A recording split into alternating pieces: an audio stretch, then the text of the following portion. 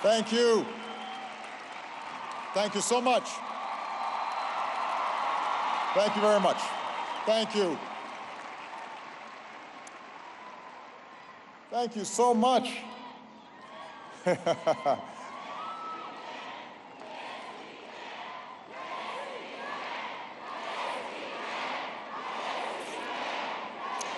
Thank you.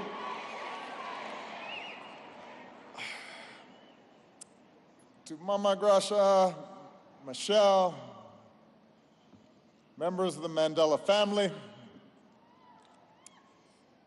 Michelle family, to President Ramaphosa, who you can see is inspiring new hope in this great country.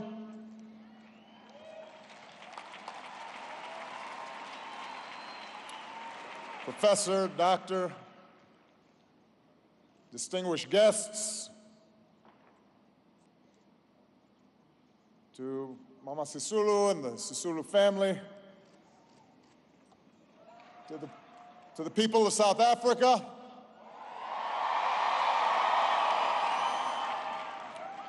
it is a singular honor for me to be here with all of you as we gather to celebrate the birth and life of one of history's true giants. Let me begin by a correction and a few confessions. The correction is that I am a very good dancer.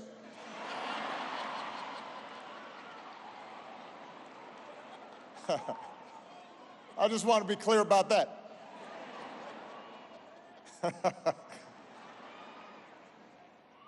Michelle is a little better.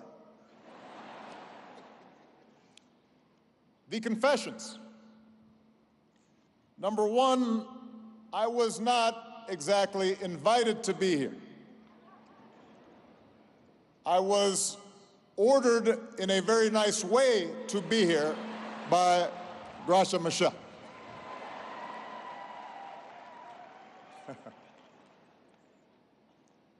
Confession number two. I forgot my geography and the fact that right now it's winter in South Africa. I didn't bring a coat, and this morning I had to send somebody out to the mall because I am wearing long johns.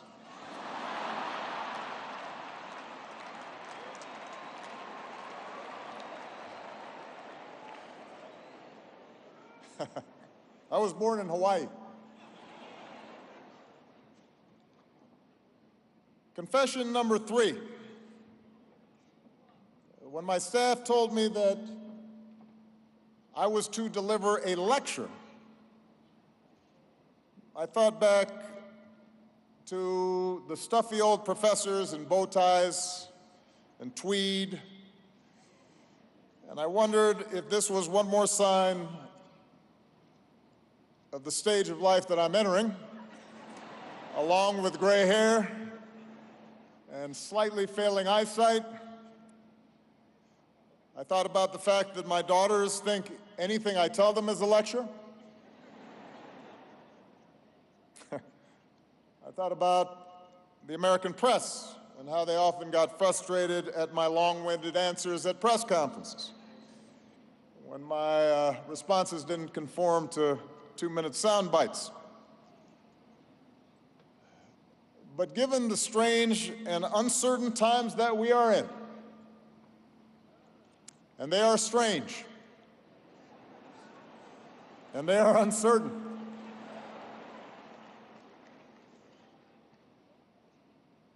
with each day's news cycles bringing more head-spinning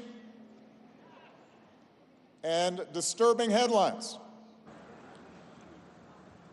I thought maybe it would be useful to step back for a moment and try to get some perspective. So I hope you'll indulge me, despite the slight chill. as I spend much of this lecture reflecting on where we've been and how we arrived at this present moment, in the hope that it will offer us a roadmap for where we need to go next. 100 years ago, Madiba was born in the village of let's see there, I always get that. I gotta get my M's right when I'm in South Africa. Mvezo, I got it. Truthfully, it's because it's so cold, my lips stuck. So in his autobiography, he describes a happy childhood. He's looking after cattle, he's playing with the other boys. Eventually he attends a school where his teacher gave him the English name Nelson. And as many of you know, he's quoted saying, "Why she bestowed this particular name upon me, I have no idea. There was no reason to believe that a young black boy at this time, in this place, could in any way alter history." After all, South Africa was then less than a decade removed from full British control. Already laws were being codified to implement racial segregation and subjugation, the network of laws that would be known as apartheid. Most of Africa, including my father's homeland, was under colonial rule. The dominant European powers, having ended a horrific world war just a few months after Madiba's birth, viewed this continent and its people primarily as spoils in a contest for territory and abundant natural resources and cheap labor, and the inferiority of the black race, an indifference towards black culture and interests and aspirations was a given.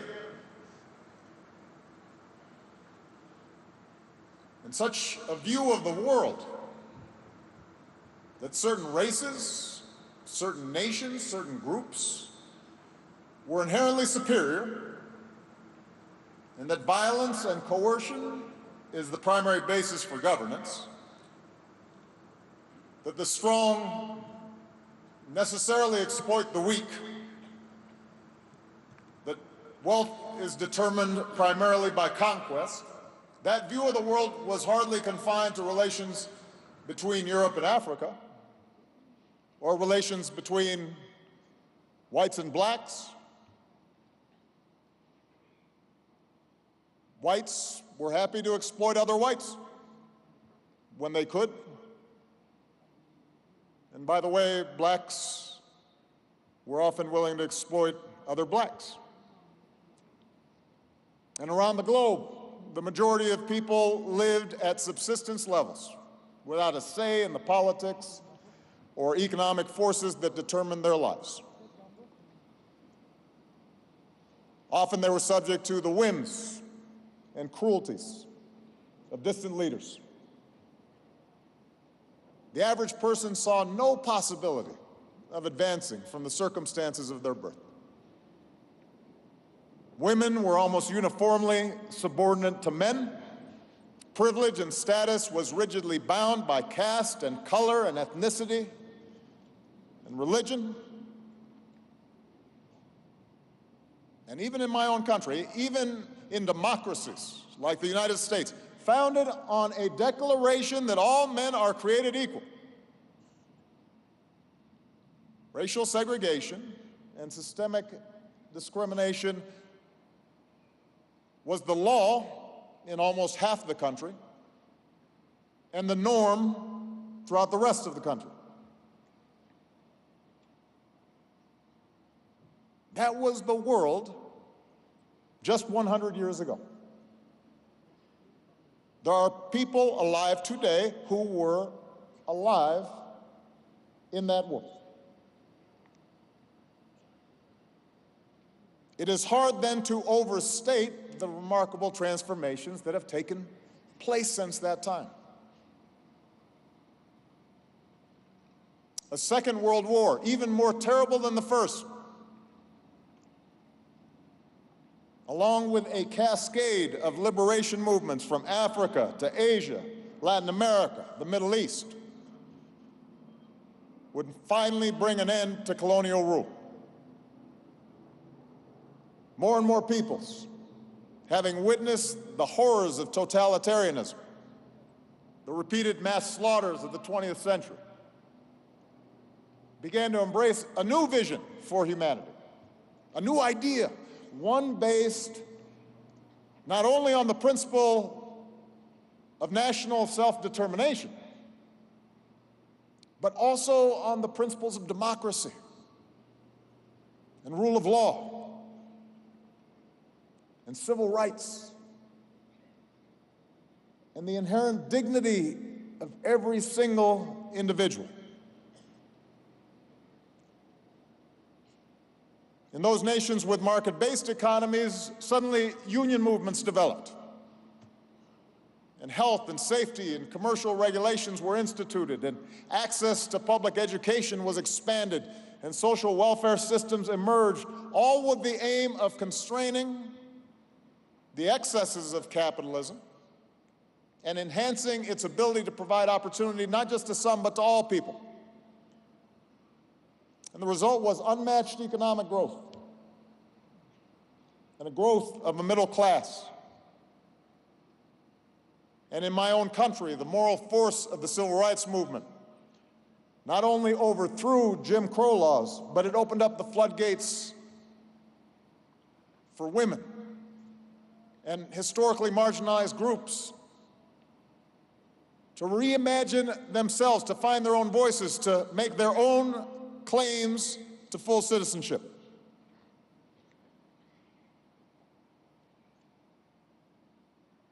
It was in service of this long walk towards freedom and justice and equal opportunity that Nelson Mandela devoted his life. At the outset, his struggle was particular to this place, to his homeland. A fight to end apartheid, a fight to ensure lasting political and social and economic equality for its disenfranchised non-white citizens. But through his sacrifice and unwavering leadership, and perhaps most of all through his moral example, Mandela and the movement he led would come to signify something larger.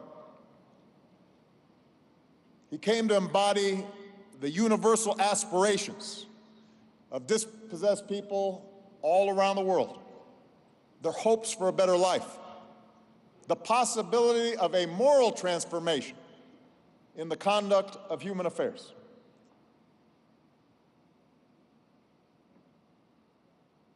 Madiba's light shone so brightly, even from that narrow Robben Island cell, that in the late 70s, he could inspire a young college student on the other side of the world to re-examine his own priorities, could make me consider the small role I might play in bending the arc of the world towards justice. And when later, as a law student, I witnessed Madiba emerge from prison just a few months, you'll recall, after the fall of the Berlin Wall, I felt the same wave of hope that washed through hearts all around the world. You remember that feeling? It seemed as if the forces of progress were on the march, that they were inexorable. Each step he took, you felt This is the moment when the old structures of violence and repression and ancient hatreds that had so long stunted people's lives and confined the human spirit, that all that was crumbling before our eyes. And then, as Madiba guided this nation through negotiation, painstakingly, reconciliation, its first fair and free elections, as we all witnessed the grace and the generosity with which he embraced former enemies, the wisdom for him to step away from power once he felt his job was complete. We understood that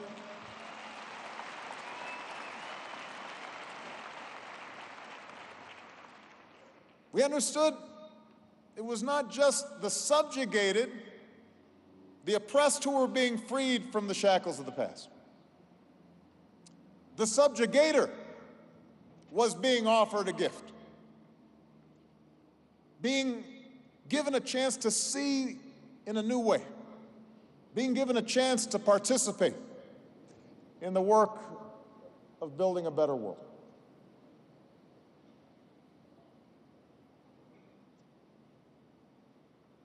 Now, during the last decades of the 20th century, the progressive democratic vision that Nelson Mandela represented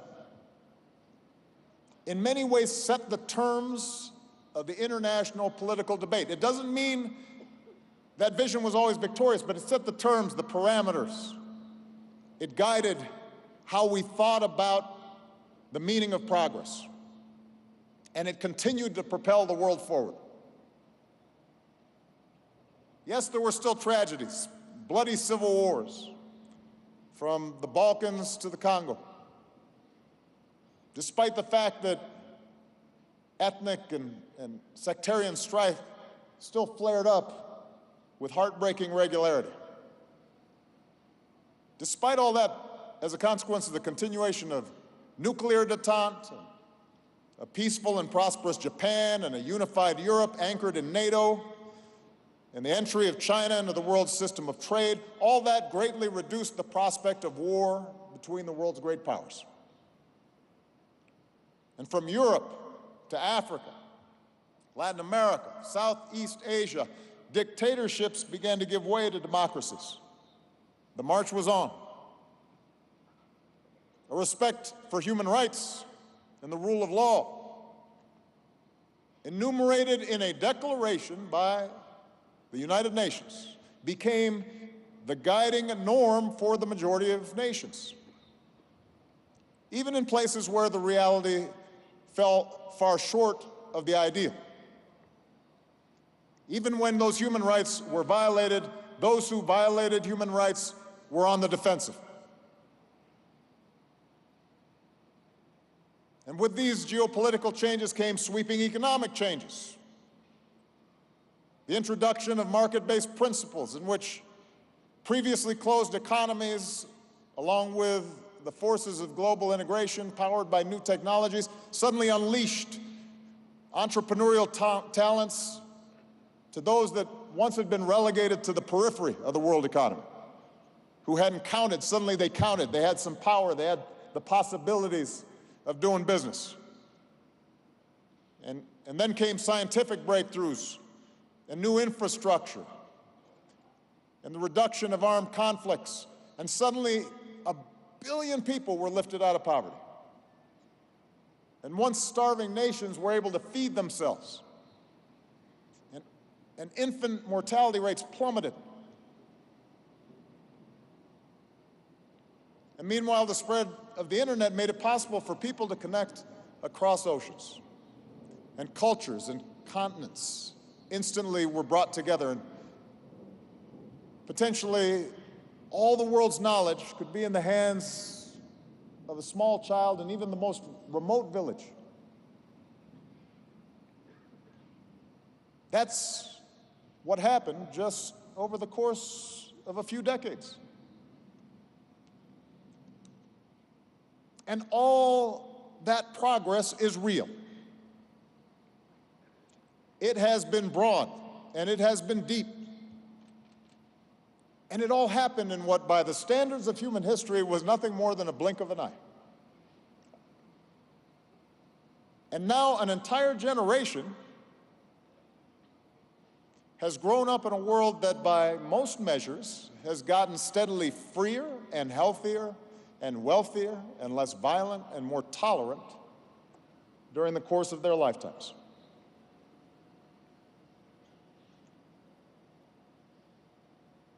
It should make us hopeful. But if we cannot deny the very real strides that our world has made since that moment when Madiba took those steps out of confinement,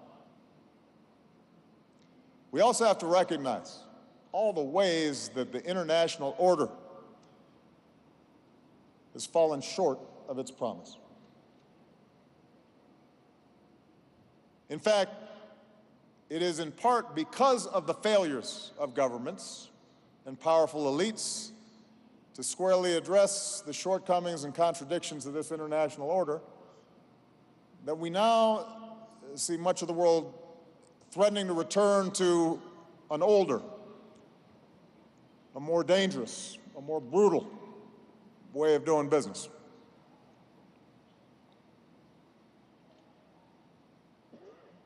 So we have to start by admitting that whatever laws may have existed on the books, whatever wonderful pronouncements existed in constitutions, whatever nice words were spoken during these last several decades at international conferences or in the halls of the United Nations, the previous structures of privilege and power and injustice and exploitation never completely went away. They were never fully dislodged.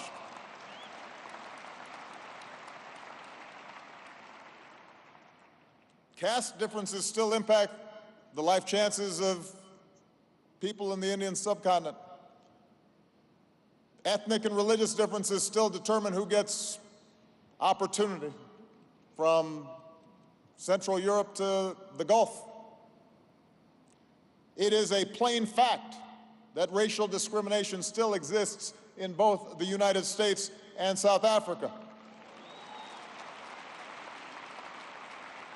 And it is also a fact that the accumulated disadvantages of years of institutionalized oppression have created yawning disparities in income and in wealth and in education and in health, in personal safety, in access to credit. Women and girls around the world continue to be blocked from positions of power and authority.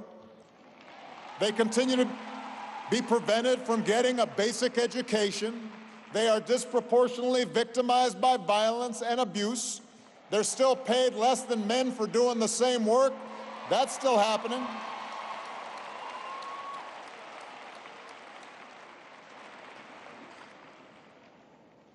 Economic opportunity, for all the magnificence of the global economy, all the shining skyscrapers that have transformed the landscape around the world, entire neighborhoods, entire cities, entire regions, entire nations have been bypassed.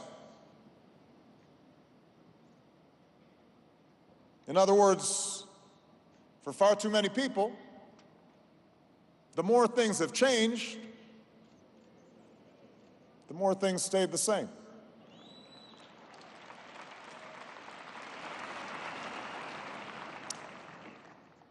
And while globalization and technology have opened up new opportunities, have driven remarkable economic growth in previously struggling parts of the world,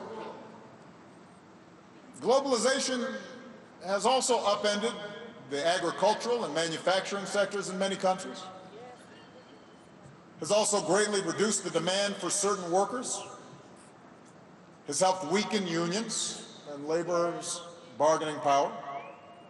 It's made it easier for capital to avoid tax laws and the regulations of nation states. can just move billions, trillions of dollars with a tap of a computer key.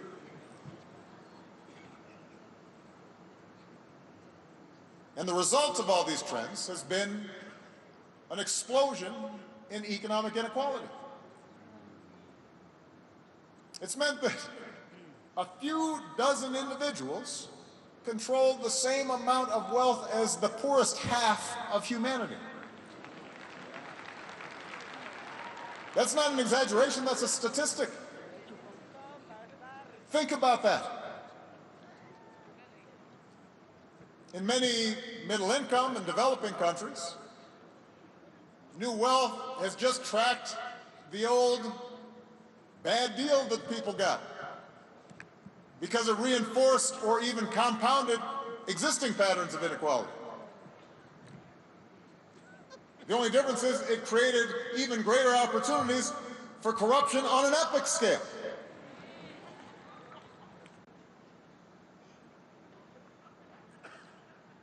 And for once solidly middle-class families in advanced economies like the United States, these trends have meant greater economic insecurity, especially for those who don't have specialized skills, people who were in manufacturing, people working in factories, people working on farms. In every country, just about, the disproportionate economic clout of those at the top has provided these individuals with wildly disproportionate influence on their country's political life and on its media, on what policies are pursued and whose interests end up being ignored.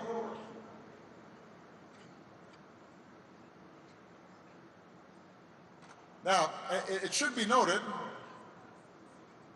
that this new international elite, the professional class that supports them, differs in important respects from the ruling aristocracies of old. It includes many who are self-made. It includes champions of meritocracy. And although still mostly white and male, as a group, they reflect a diversity of nationalities and ethnicities that would have not existed 100 years ago. A decent percentage consider themselves liberal in their politics, modern and cosmopolitan in their outlook, unburdened by parochialism or nationalism, or overt racial prejudice or strong religious sentiment. They are equally comfortable in New York or London or Shanghai or Nairobi or Buenos Aires or Johannesburg. Many are sincere and effective in their philanthropy. Some of them count Nelson Mandela among their heroes. Some even supported Barack Obama for the presidency of the United States. And by virtue of my status as a former head of state, some of them consider me as an honorary member of the club.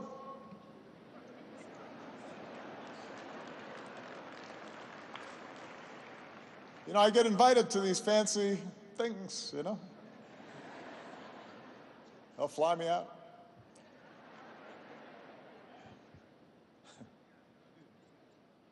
But what's nevertheless true is that in their business dealings, many titans of industry and finance are increasingly detached from any single locale or nation state.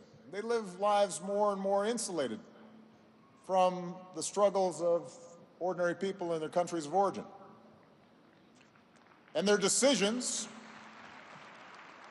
to shut down a manufacturing plant or to try to minimize their tax bill by shifting profits to a tax haven with the help of high-priced accountants or lawyers, or their decision to take advantage of lower-cost immigrant labor, or their decision to pay a bribe,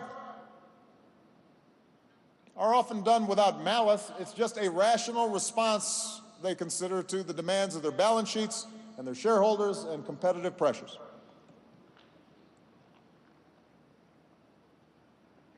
But too often these decisions are also made without reference to notions of human solidarity or a ground-level understanding of the consequences that will be felt by particular people in particular communities by the decisions that they're made. And from their boardrooms or retreats, global decision makers don't get a chance to see sometimes the pain in the faces of laid-off workers. Their kids don't suffer when cuts in public education and health care result as a consequence of a reduced tax base because of tax avoidance. They can't hear the resentment of an older tradesman when he complains that a newcomer doesn't speak his language on a job site when he once worked. They're less subject to the discomfort and the displacement that some of their countrymen may feel as globalization scrambles not only existing economic arrangements, but traditional social and religious mores. Which is why, at the end of the 20th century,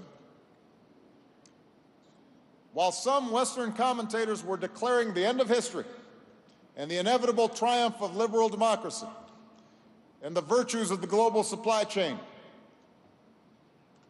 so many missed signs of a brewing backlash. A backlash that arrived in so many forms.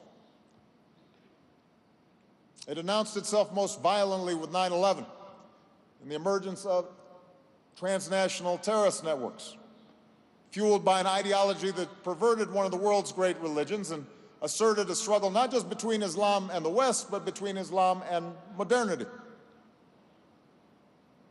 And an ill-advised U.S. invasion of Iraq didn't help, accelerating a sectarian conflict. Russia, already humiliated by its reduced influence since the collapse of the Soviet Union, feeling threatened by democratic movements along its borders, suddenly started reasserting authoritarian control, and in some cases meddling with its neighbors. China, emboldened by its economic success, started bristling against criticism of its human rights record. It framed the promotion of universal values as nothing more than foreign meddling, imperialism under a new name.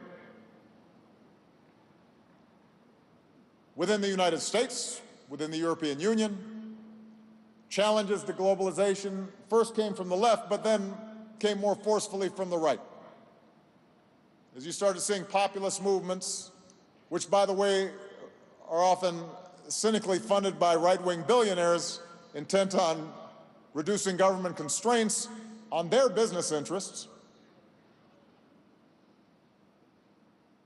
These movements tapped the unease that was felt by many people who lived outside of the urban cores, fears that economic security was slipping away, that their social status and privileges were eroding, that their cultural identities were being threatened by outsiders, somebody that didn't look like them or sound like them or pray as they did.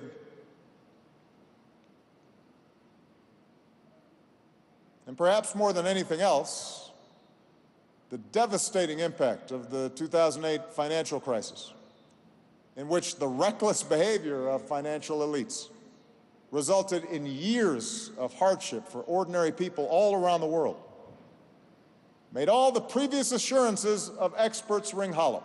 All those assurances that somehow financial regulators knew what they were doing,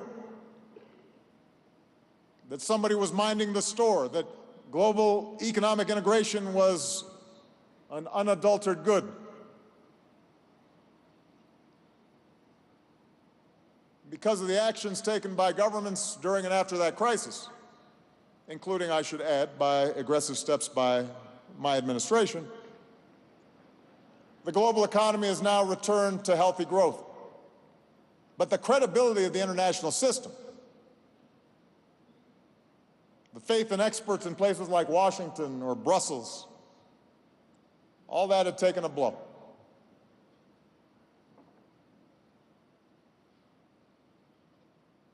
And a politics of fear and resentment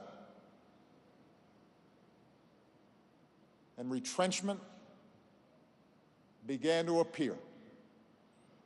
And that kind of politics is now on the move. It's on a move at a pace that would have seemed unimaginable just a few years ago. I am not being alarmist, I am simply stating the facts. Look around. Strongman politics are ascendant, suddenly, whereby elections and some pretense of democracy are maintained, the form of it, but those in power seek to undermine every institution or norm that gives democracy meaning.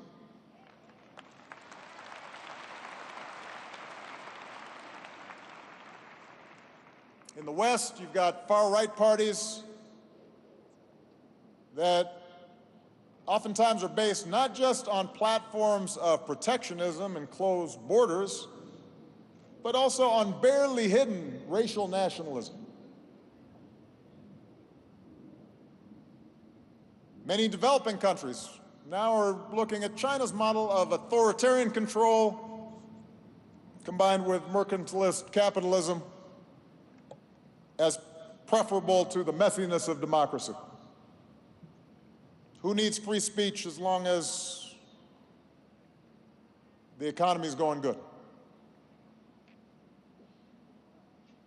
The free press is under attack. Censorship and state control of media is on the rise. Social media, once seen as a mechanism to promote knowledge and understanding and solidarity, has proved to be just as effective promoting hatred and paranoia and propaganda and conspiracy theories.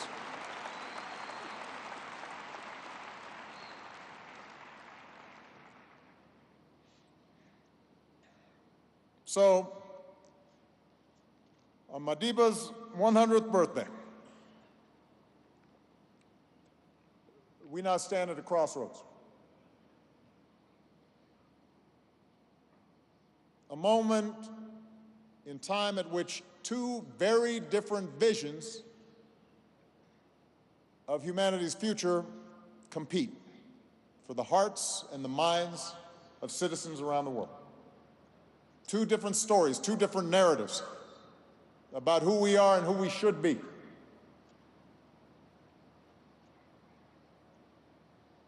How should we respond?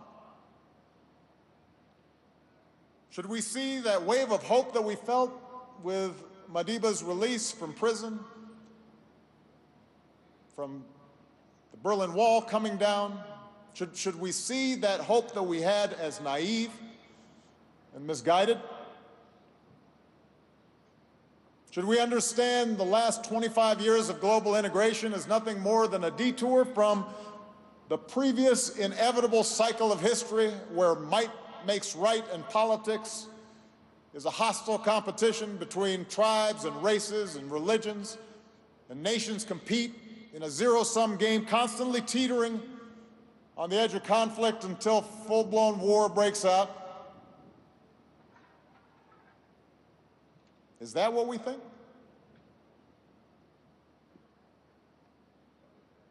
Let me tell you what I believe.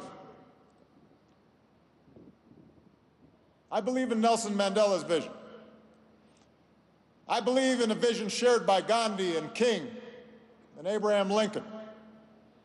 I believe in a vision of equality and justice and freedom and multiracial democracy built on the premise that all people are created equal and they're endowed by our Creator with certain inalienable rights. And I believe that a world governed by such principles is possible, and that it can achieve more peace and more cooperation in pursuit of a common good. That's what I believe. And I believe we have no choice but to move forward. That those of us who believe in democracy and civil rights and a common humanity have a better story to tell And I believe this not just based on sentiment. I believe it based on hard evidence. The fact that the world's most prosperous and successful societies, the ones with the highest living standards and the highest levels of satisfaction among their people, happen to be those which have most closely approximated the liberal progressive ideal that we talk about and have nurtured the talents and contributions of all their citizens. The fact that authoritarian governments have been shown time and time again to breed corruption because they're not accountable, to repress their people, to lose touch eventually with reality, to engage in bigger and bigger lies that ultimately result in economic and political and cultural and scientific stagnation. Look at history. Look at the facts. The fact that countries which rely on rabid nationalism and xenophobia and doctrines of tribal, racial, or religious superiority as their main organizing principle, the thing that holds people together, eventually those countries find themselves consumed by civil war or external war. Check the history books. The fact that technology cannot be put back in a bottle. So we're stuck with the fact that we now live close together and populations are going to be moving. And environmental challenges are not going to go away on their own. So that the only way to effectively address problems like climate change or mass migration or pandemic disease will be to develop systems for more international cooperation, not less.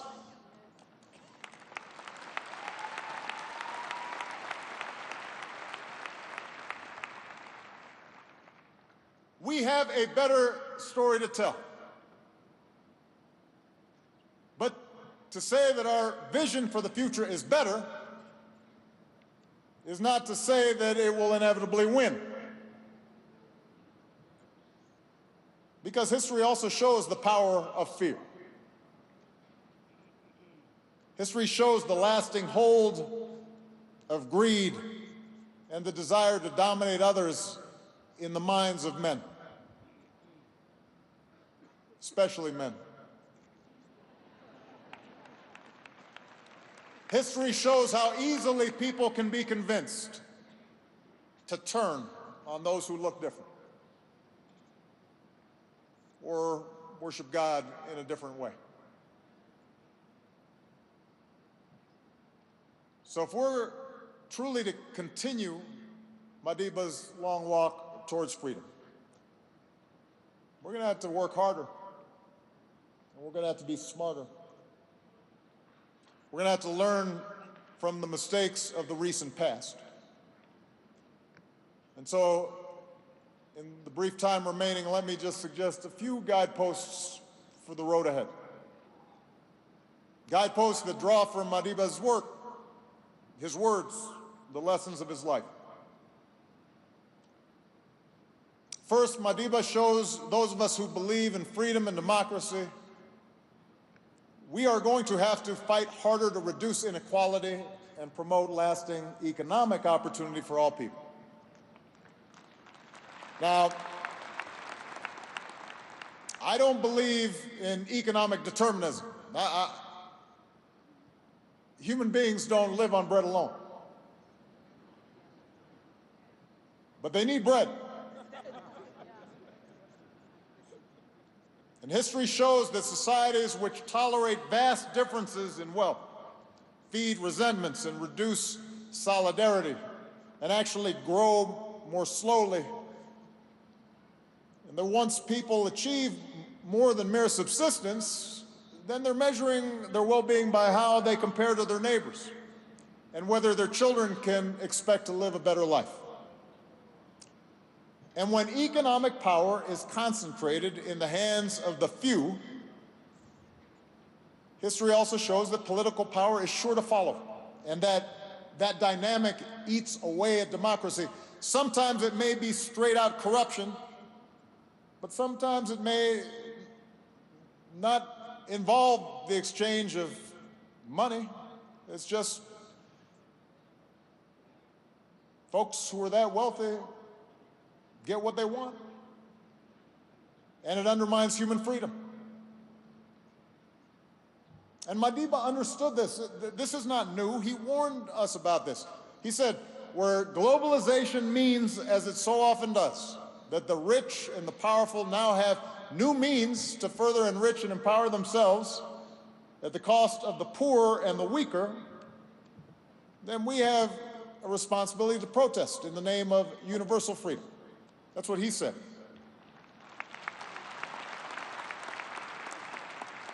So if we are serious about universal freedom today, if we care about social justice today, then we have a responsibility to do something about it. And I would respectfully amend what Madiba said. I don't do it often, but I'd say it's not enough for us to protest. We're going to have to build. We're going to have to innovate. We're going to have to figure out how do we close this widening chasm of wealth and opportunity, both within countries and between them. And how we achieve this is going to vary country to country. And I know your new president is committed to rolling up his sleeves and trying to do so. But we can learn from the last 70 years that it will not involve unregulated, unbridled, unethical capitalism. It also won't involve old-style command and control socialism from the top. That was tried. It didn't work very well.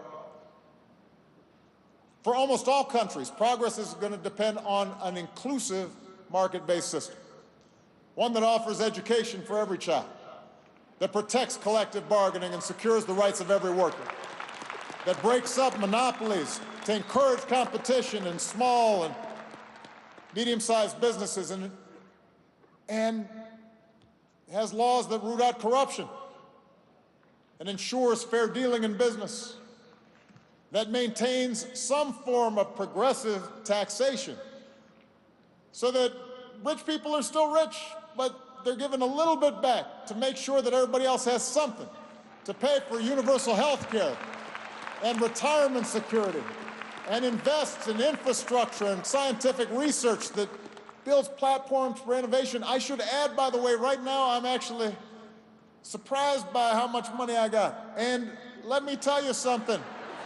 I don't have half as much as most of these folks, or a tenth or 100th. There's only so much you can eat.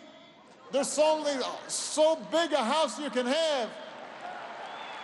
There's only so many nice trips you can take.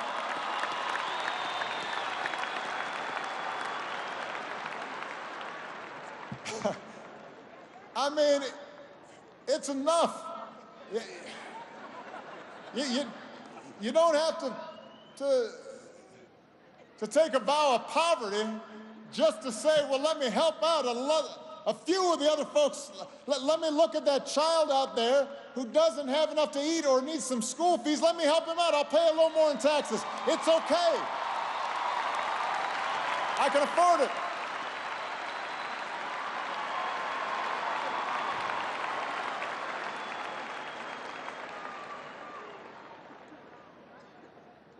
I mean, it shows a poverty of ambition to just want to take more and more and more. Instead of saying, wow, I've got so much, who can I help? How can I give more and more and more? That's ambition. That's impact. That's influence. What an amazing gift to be able to help people, not just yourself. Where was I? I ad-libbed.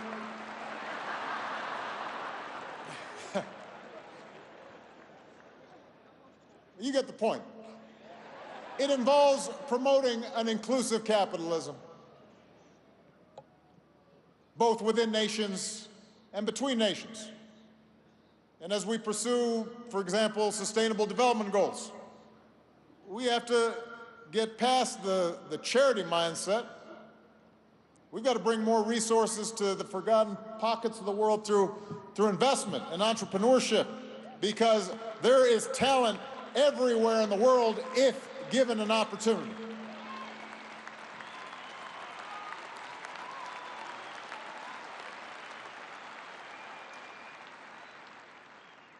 When it comes to the international system of commerce and trade, it's legitimate for poorer countries to continue to seek access to wealthier markets. And by the way, wealthier markets, that's not the big problem that you're having. That a small African country is sending you tea and flowers. That's not your biggest economic challenge. It's also proper for advanced economies like the United States to insist on reciprocity from nations like China that are no longer solely poor countries, to make sure that they're providing access to their markets and that they stop taking intellectual property and hacking our servers. But even as there are discussions to be had around trade and commerce, it's important to recognize this reality.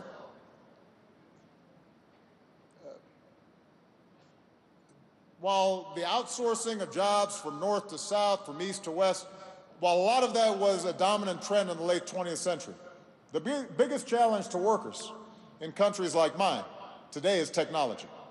And the biggest challenge for your new president, when we think about how we're going to employ more people here, is going to be also technology, because artificial intelligence is here and it is accelerating.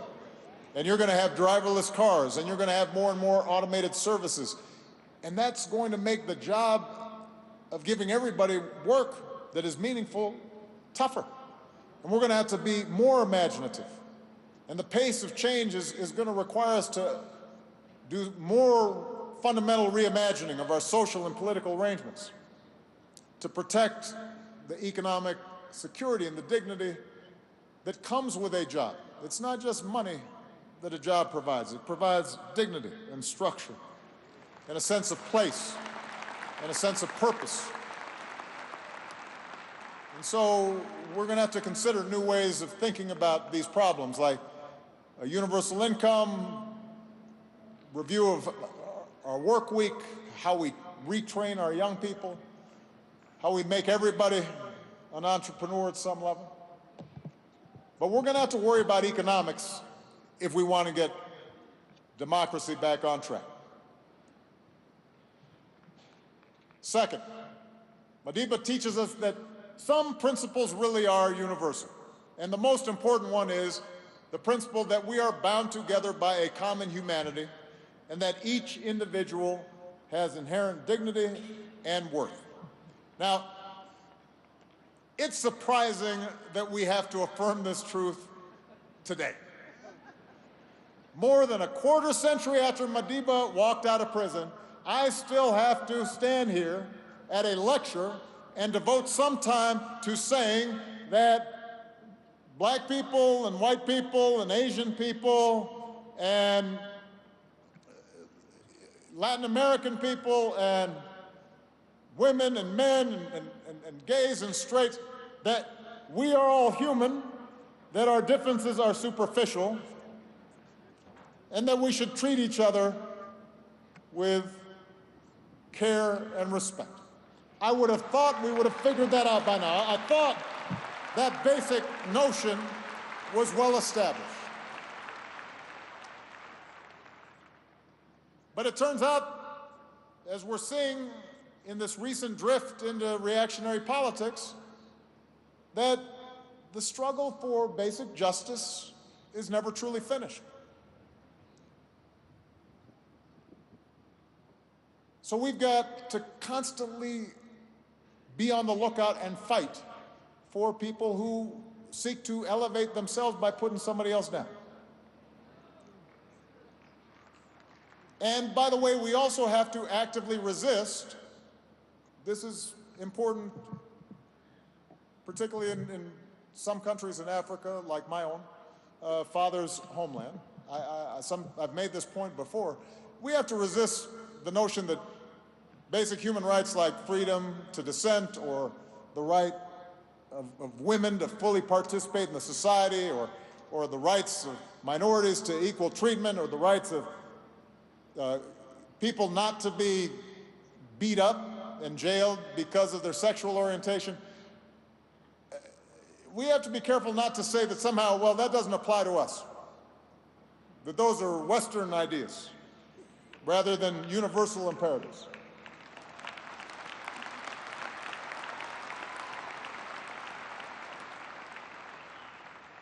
Again, Madiba, he anticipated things. He knew what he was talking about.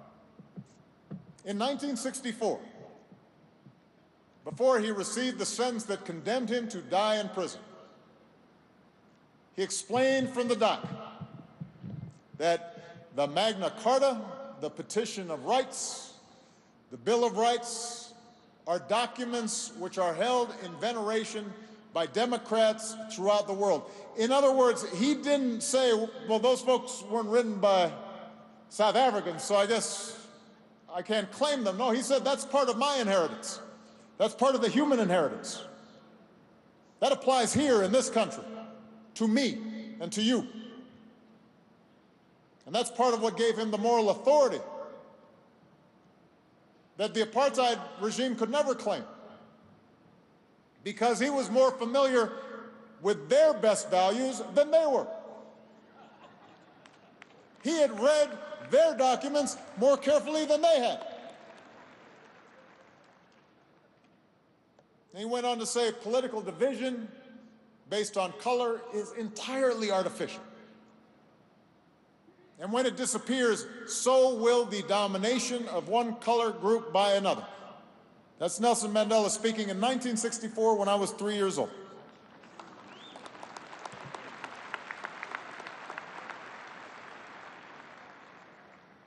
What was true then remains true today. Basic truths do not change. It is a truth that can be embraced by the English and by the Indian, and by the Mexican, and by the Bantu, and by the Luo, and by the American. It is a truth that lies at the heart of every world religion, that we should do unto others as we'd have them do unto us. That we see ourselves in other people, that we can recognize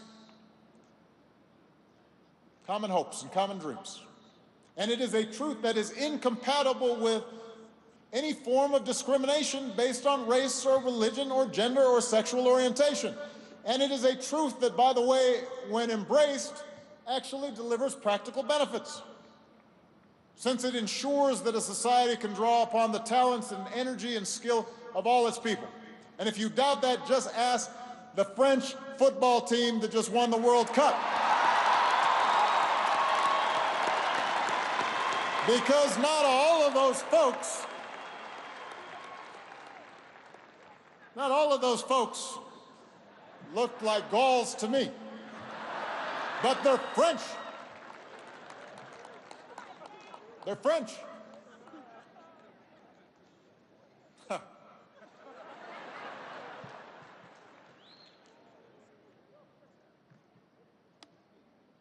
Now, embracing our common humanity does not mean that we have to abandon our unique ethnic and national and religious identities.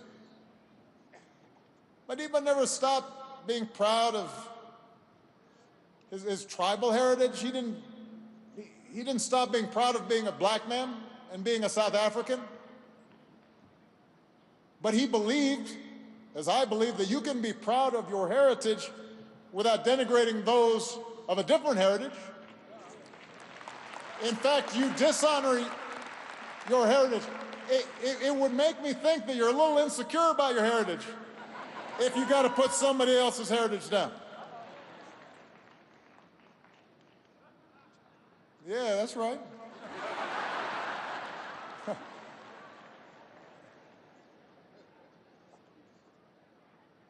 Don't you get a sense sometimes, again, I'm ad-libbing here,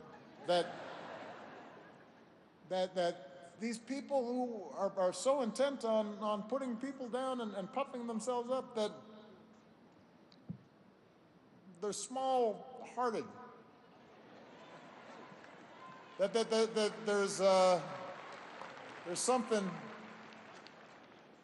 something they're just afraid of.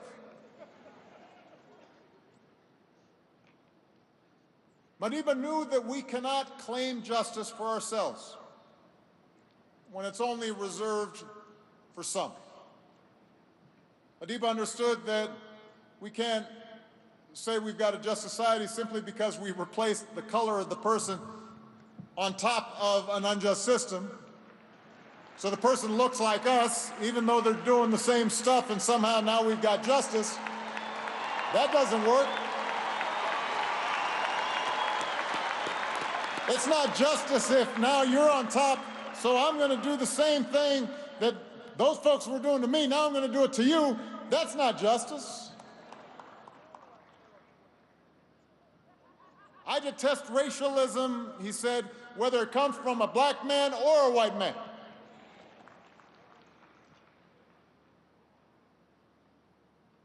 Now, we have to acknowledge that there is disorientation that comes from rapid change and modernization, and the fact that the world has shrunk. And we're going to have to find ways to lessen the fears of those who feel threatened.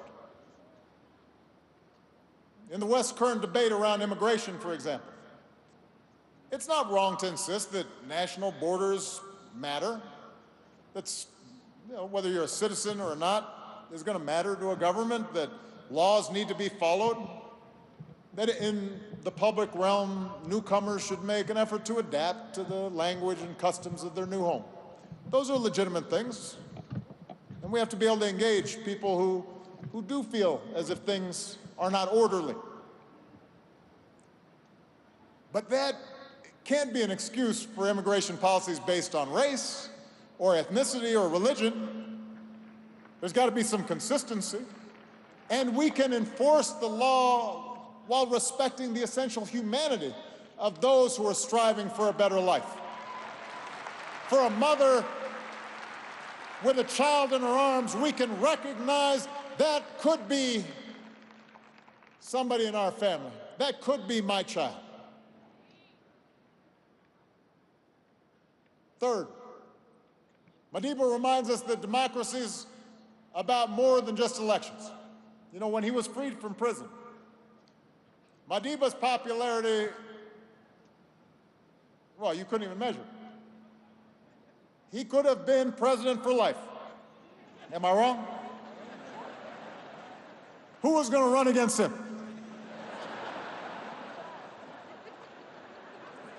I mean, Ramaphosa was popular, but come on. Plus, he was too young. Had he chose, Madiba could have governed by executive fiat, unconstrained by checks and balances. But instead, he helped guide South Africa through the drafting of a new constitution, drawing from all the institutional practices and democratic ideals that had proven to be most sturdy, mindful of the fact that no single individual possesses a monopoly on wisdom.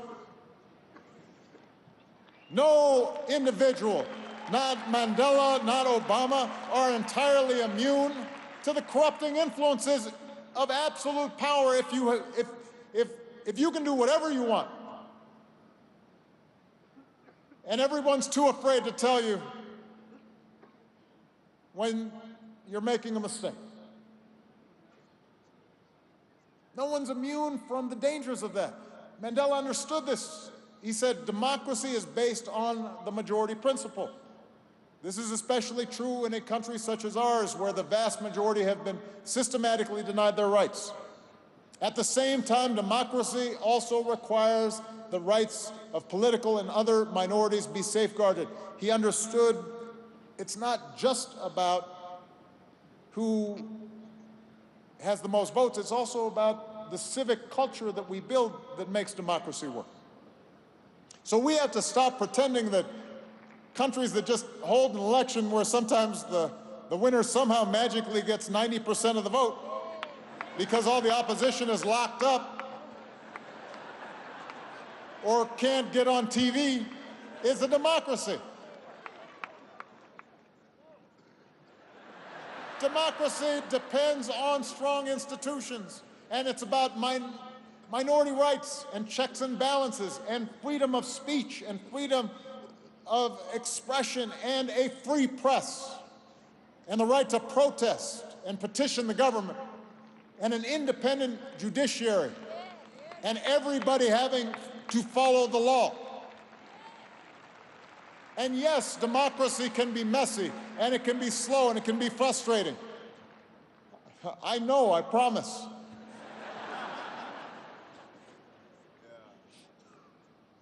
But the efficiency that's offered by an autocrat, that's a false promise. Don't take that one, because it leads invariably to more consolidation of wealth at the top and power at the top. And it makes it easier to conceal corruption and abuse. For all its imperfections, real democracy best upholds the idea that government exists to serve the individual and not the other way around. And it is the only form of government that has the possibility of making that idea real.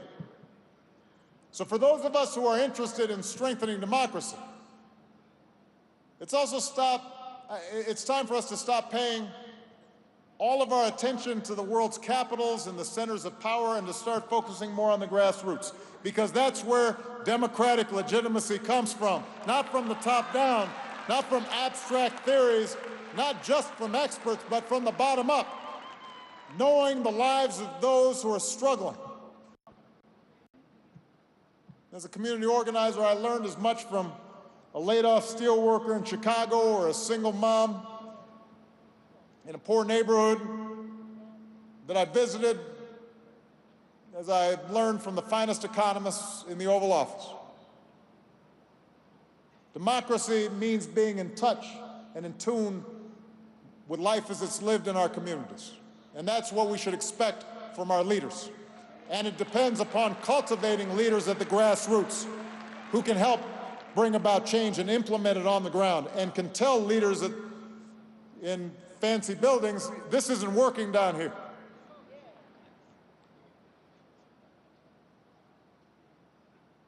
And to make democracy work, Madiba shows us that we also have to keep teaching our children and ourselves, and this is really hard, to engage with people not only who look different, but who hold different views.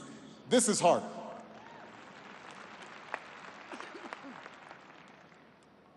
Most of us prefer to surround ourselves with opinions that validate what we already believe. You notice the people who you think are smart are the people who agree with you. Funny how that works.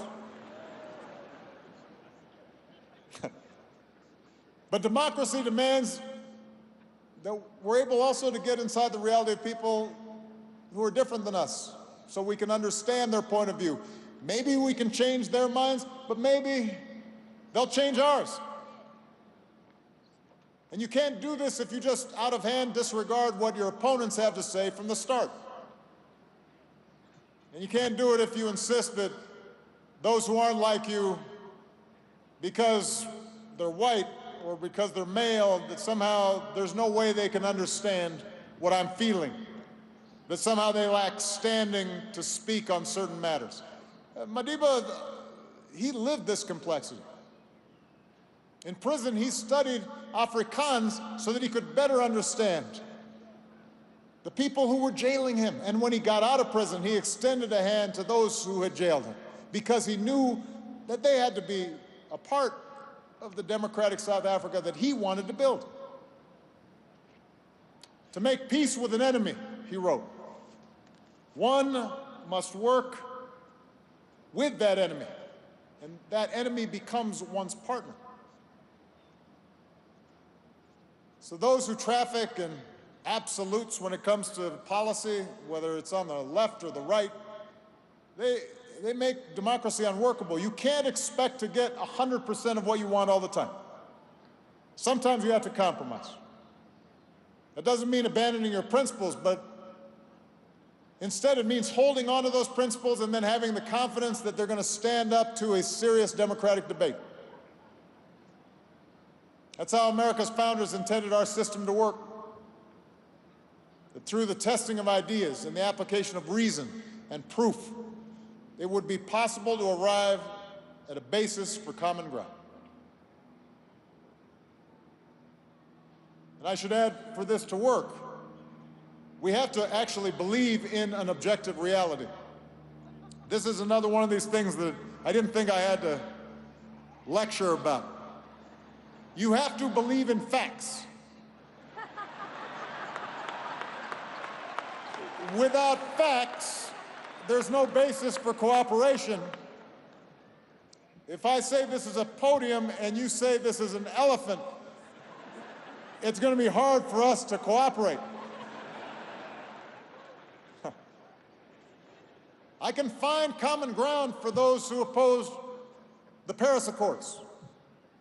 Because, for example, they might say, well, it's not going to work. You can't get everybody to cooperate. Or they might say, it's more important for us to provide cheap energy for the poor, even if it means in the short term that there's more pollution. At least I can have a debate with them about that. And I can show them why I think clean energy is the better path, especially for poor countries, that you can leapfrog old technologies.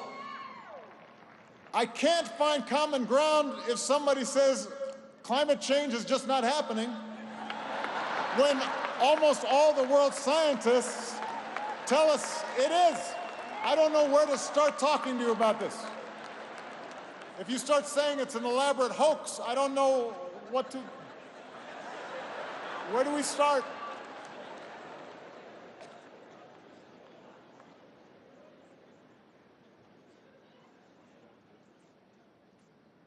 Unfortunately, too much of politics today seems to reject the very concept of objective truth.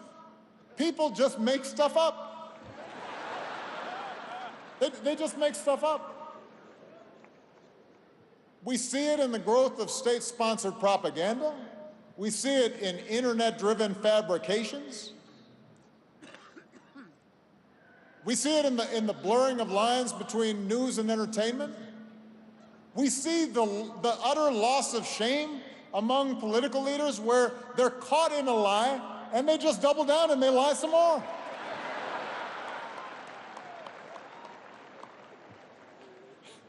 It used to, look, let me say, politicians have always lied, but it used to be if you caught them lying, they'd be like, oh man.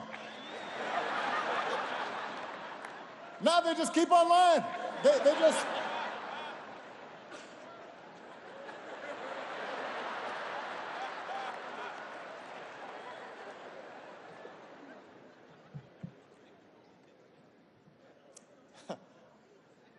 I mean, this is, by the way, this is what I think Mama Gracia was talking about in terms of maybe some sense of humility that Madiba felt.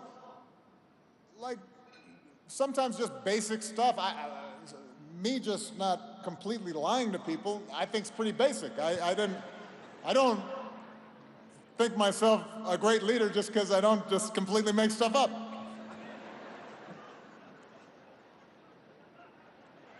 I mean, you'd think that was kind of just a baseline.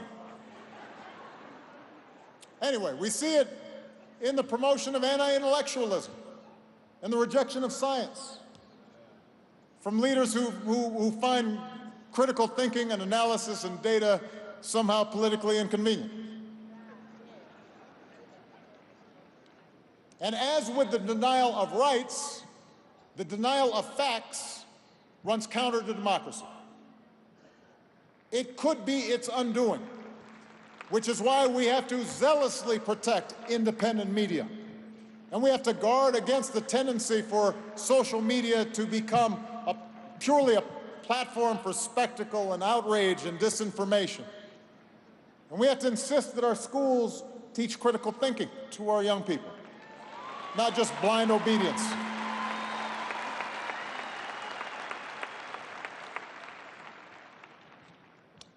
which I'm sure you are thankful for, leads me to my final point.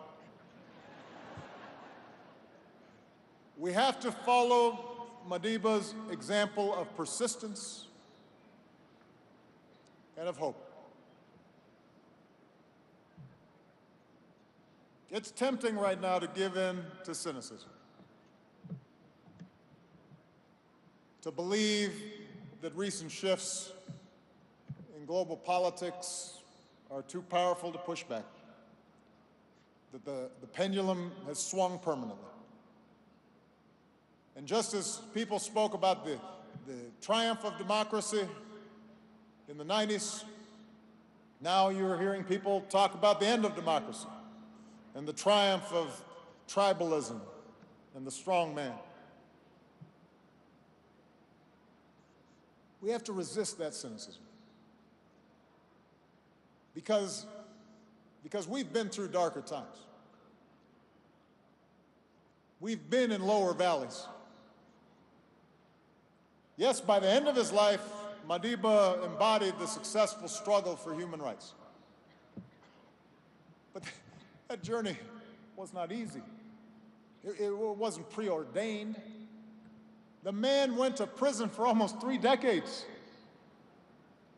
He split limestone in the heat. He slept in a small cell and was repeatedly put in solitary confinement. And I remember talking to some of his former colleagues saying how they hadn't realized when they were released just the sight of a child, the idea of holding a child, they had missed. It wasn't something available to them for decades. And yet somehow his power actually grew during those years. And the power of his jailers diminished because he knew that if you stick to what's true, if you know what's in your heart and you're willing to sacrifice for it, even in the face of overwhelming odds, then it might not happen tomorrow. It might not happen next week. It might not even happen in your lifetime. Things may go backwards for a while, but ultimately, right makes might, not the other way around. Ultimately, the better story can win out. And as strong as Madiba's spirit may have been, he would not have sustained that hope had he been alone in the struggle. Part of what buoyed him up was he knew that each year the ranks of freedom fighters were replenishing. Young men and women here in South Africa, in the ANC and beyond, but also black and white and Indian, from across the countryside, across the continent, around the world, who in those most difficult days would keep working on behalf of his vision. And that's what we need right now. We don't just need one leader. We don't just need one inspiration. What we badly need right now is that collective spirit. And I know that those young people, those hope carriers, are gathering around the world. Because history shows that whenever progress is threatened and the things we care about most are in question, we should heed the words of Robert Kennedy, who spoke here in South Africa. He said, "Our answer is the world's hope. It is to rely on youth. It's to rely on the spirit of the young." So young people who are in the audience, who are listening,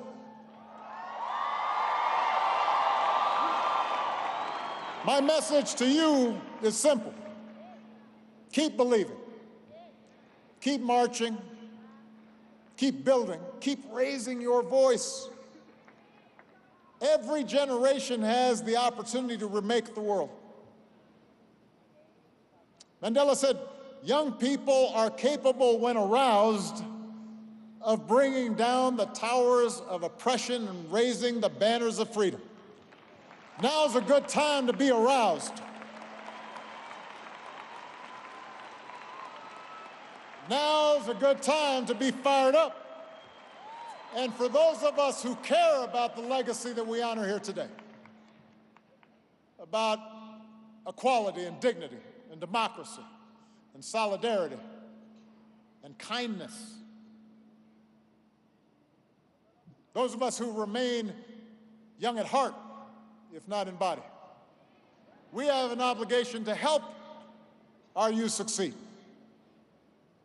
Some of you know here in South Africa, my foundation's been convening over the last few days 200 young people from across this continent who are doing the hard work of making change in their communities, who reflect Madiba's values, who are poised to lead the way.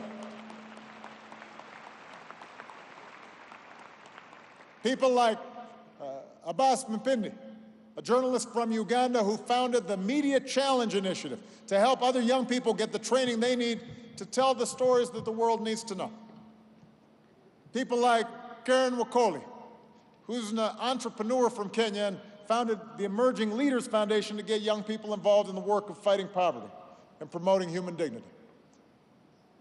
People like Enoch Nulanga, who directs the African Children's Mission, which helps children in Uganda and Kenya get the education that they need, and then in his spare time, Enoch advocates for the rights of children and founded an organization called Lead Minds Africa, which does exactly what it says.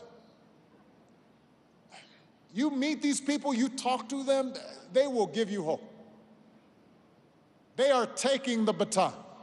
They know they can't just rest on the accomplishments of the past, even the accomplishments of those as momentous as Nelson Mandela's.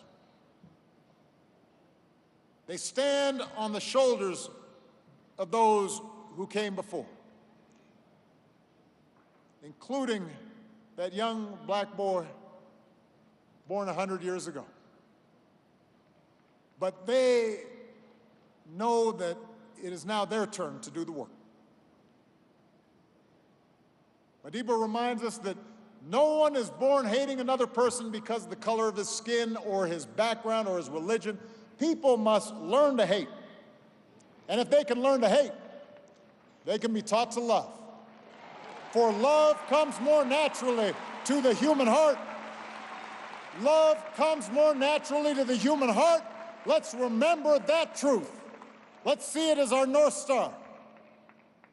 Let's be joyful in our struggle to make that truth manifest here on earth so that 100 years from now, future generations will look back and say, they kept the march going.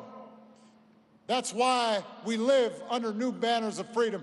Thank you very much, South Africa.